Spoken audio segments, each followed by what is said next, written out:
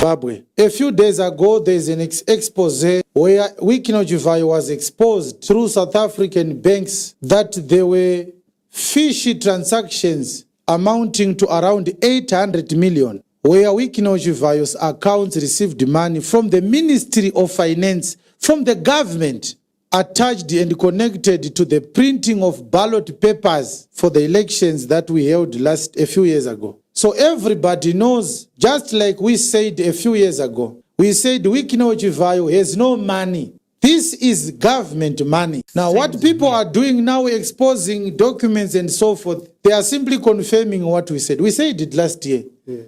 We said that he has no money. Yes. This is our money. This is government money. And because of that, he is not rich.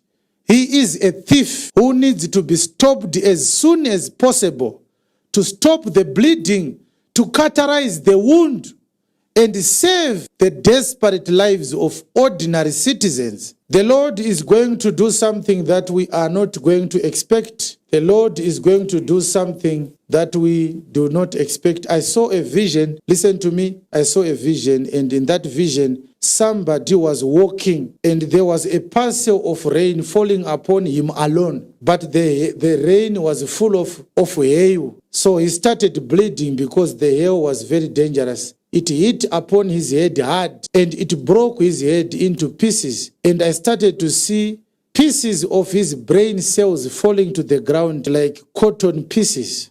And I saw another one with a parcel of rain above his head, and I saw another one with a parcel of rain upon his head. And the Lord said to me, punishment shall be meted from individual to individual upon all those that are enjoying luxury